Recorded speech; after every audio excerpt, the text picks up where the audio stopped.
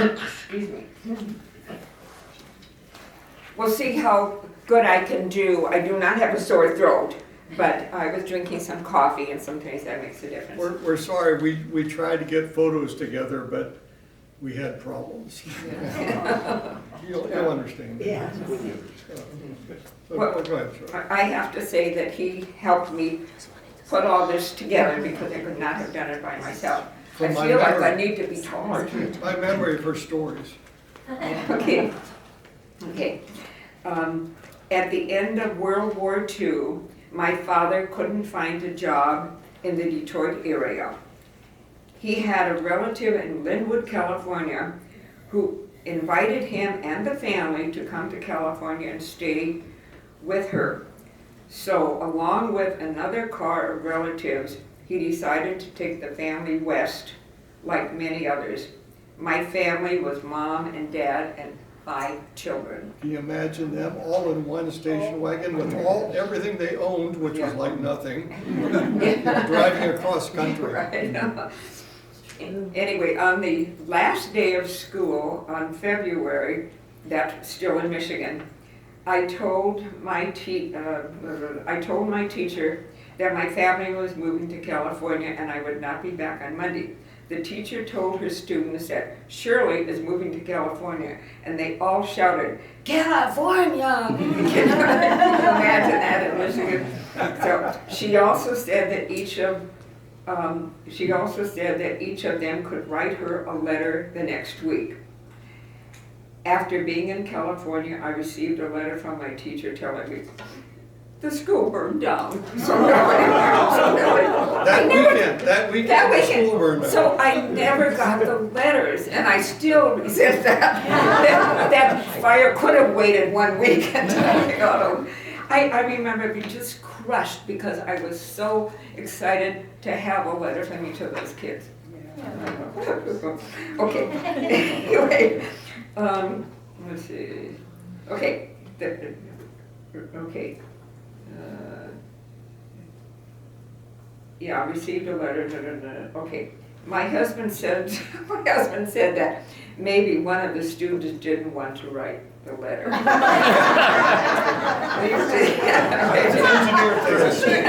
He's an engineer, you know. The 2 cars headed west for Southern California, eventually taking Route 66. I'm sure you've all heard of that.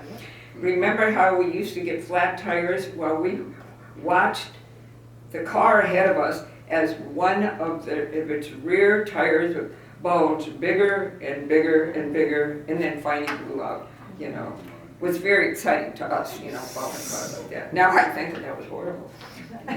Upon arriving in Linwood, our family stayed with Aunt Martha, and we lived in her garage for 1 month. My father couldn't afford a house in Inglewood or Compton or the Valleys. So he found a guy named Hunsucker who was building affordable houses in sandy Manhattan Beach, east of Sepulveda Boulevard. So my dad bought one on the corner of 9th Street and Johnson. After a month of living in a garage, we moved into Manhattan Beach. The house was finished on the outside, but not on the inside. Only wall studs separated the rooms in this 1-bedroom house. We walked between them from room to room. By then, Hunsucker was gone with everybody's money. Oh dear. My mother. Have any of you heard of the Hunsucker houses? Yeah. It was about, I think it was the 1200 block of 8th and 9th Streets, Yeah. as near as I can tell, maybe more than that. But, and I think there might be 1 or 2 left yet that have been added on, modified. And,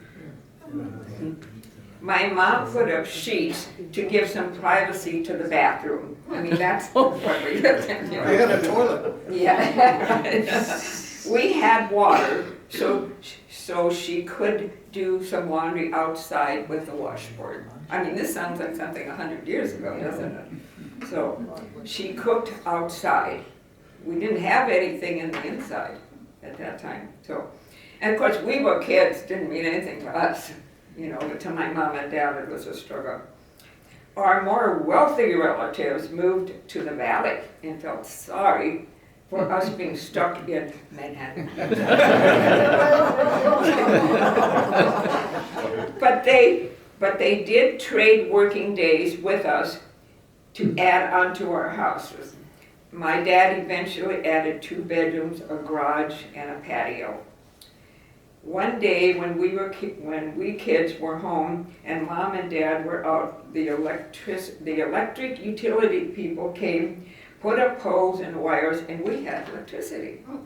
We didn't have it. We had to go to bed as soon as it was dark. You know, I mean, it sounds like a story that someone's made up, but it's the truth.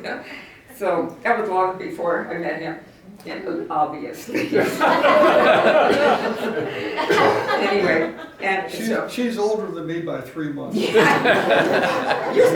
I'm supposed to say that I'm many years younger than you. So that's not true.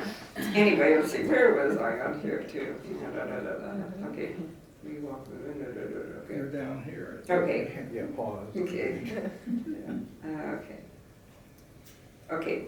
One day when we kids were at home, Mom and Dad were out, and the electric utility people put up poles and wires, and we had electricity. We were going to surprise Mom and Dad, but they saw the wires before they entered the house. We were so excited, we burned a light bulb all night. Before that, we had to go to bed as soon as it got dark. Okay. We went to the Center Street School, which was located at Center Street and Pacific. Later, Center Street was changed to Manhattan Beach Boulevard. A lot of you would know that, okay? My sisters and I often walked to the beach to get a tan every day in the summertime. I had to be honest, okay? Later, I went to Redondo High School since Miracosta didn't exist yet. Now you know how old I am. Okay.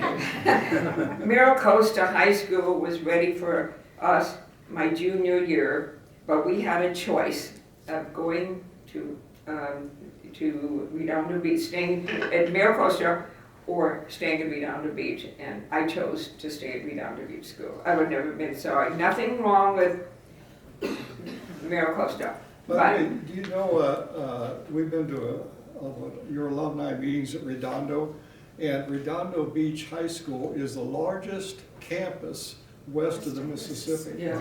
We read that in the papers a few months ago, I guess. They told us when we were there. Yeah, and from Prospect to Manhattan Beach Boulevard. Okay.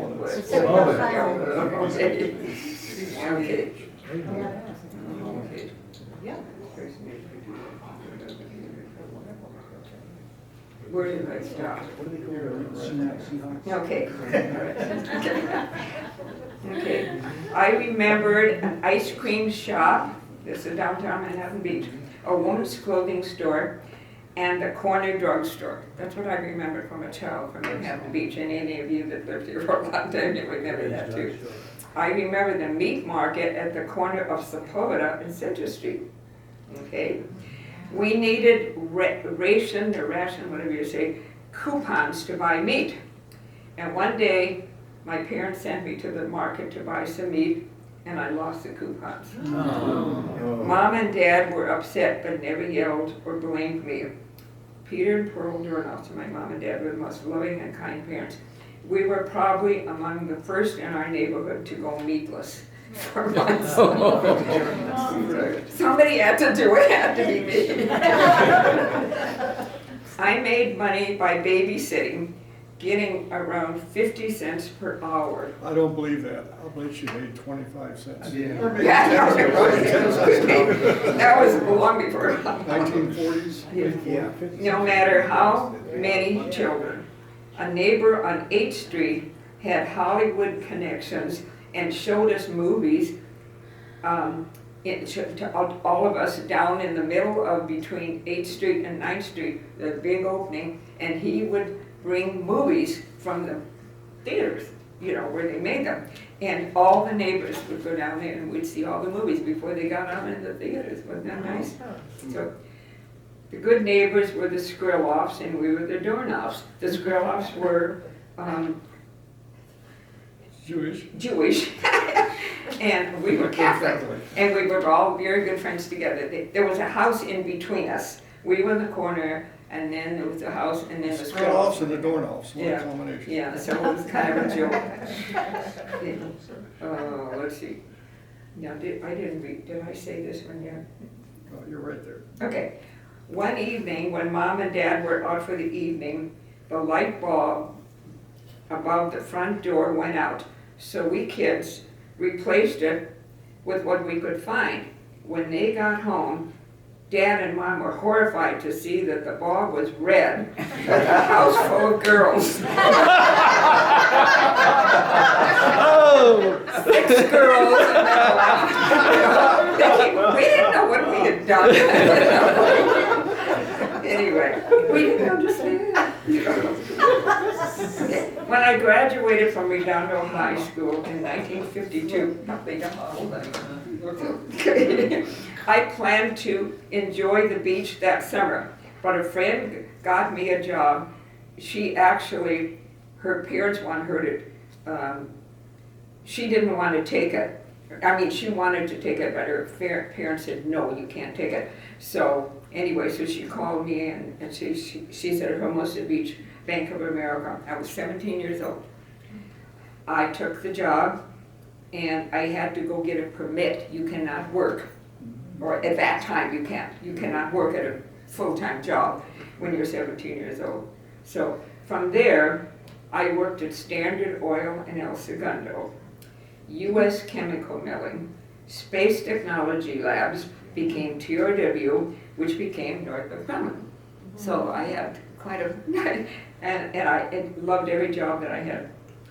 I took 19 years off to raise our 3 children, then went back to work as a temporary secretary, often subbing for the executive assistants near the top of the organization. I enjoyed the prestige and perks.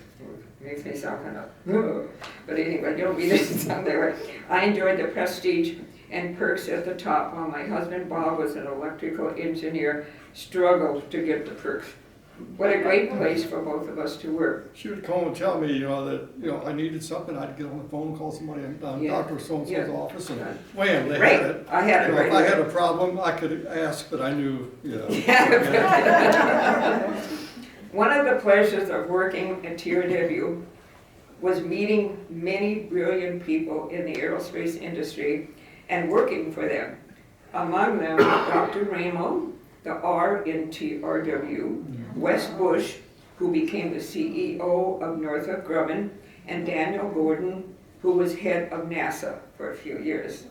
So I knew it worked occasionally with everything he did. She got along better with the top people than we engineers did. And they always had a good conversation. How they. After living in a brand new home in Hermosa Beach for about 5 years, we needed a larger house for our children. A realtor friend found us a Hunsucker house a half a block from my parents' house. Bob drew up the house plans for a bigger house, and we hired a contractor to remove the Hunsucker and build our family home. We're still here in Manhattan Beach on 8th Street, a block or 2 from the water tower. Our 3 children are always a delight. None returned to live with us.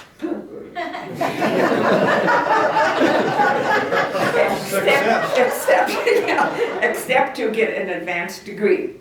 The oldest, Lisa, is about to retire. Can you believe that? What happened here? I can't be that old. The oldest, Lisa, is about to retire, having reached director status at Northrop Grumman. Our son, David, with a degree in physics, works in medical electronics and loves and works his organic avocado and other fruit orchard. Youngest daughter, Shirley, who has successfully homeschooled 2 grandsons, is about to start her career at age 50 with a PhD in creative writing and literature. So we got one daughter retiring and one just starting. Living in the South Bay area has been great for us, having met many long-term friends and provided a wealth of social activities. So, Yes. I have to say, I could not have done this without him. And if I could ask a question and put Bob on the spot, Shirley shared a little bit about it as we just hit the 50th anniversary. Is that 50th anniversary of the moon landing? Yeah. Yeah. And I understand you had a little something to do with that? Yes, I was there at the right time at TRW. Yeah, I worked on a backup guidance system for the lunar module that landed on the moon. And we were used once when they had an accident in space, but luckily we weren't used the way we intended. We essentially, when they're landing on the moon, if there was a major problem with the primary guidance system, they would switch to us and we would take them back up into orbit to bring them back home again. So, and I made some nice contributions on that system during the, we were stuffing all this software, all these equations into this little dinky computer. And so I made some contributions on condensing it. So it was nice. I got a Snoopy pin. It's this little tiny thing of Snoopy with an astronaut's outfit carrying his emergency pack, and I got that from Alan Shepard gave it to me. Wow. He called me one night and he said, "Don't wait up for me, go on to bed." Well, I waited up anyway. 12:30 at night, he came home, and is that when they gave you the Snoopy? No, they had it at the building, Yeah, they had They had a special thing, The astronauts came to visit sometimes. Some of them would come and ask us about, does our system have any quirks to it? If it's guiding it, does it go, anything like this? No, it's smooth. And if it did that, you would just think it was the primary system. We were always competing with the primary guidance system. The MIT guys, we had a very simple system that was easy to operate for emergency use. So, but it was it's a great place to work. I think that I went to school at the University of Cincinnati. I grew up in Dayton, Ohio, and the decision to come to California was the best thing I ever did, next to marrying Shirley. But yes, it's been great being out here. Really great. Do you have any classified information you'd like to share with us? I would like to, but I can't. Actually, Shirley has more than I have. So, when I met her, she was in an undisclosed location.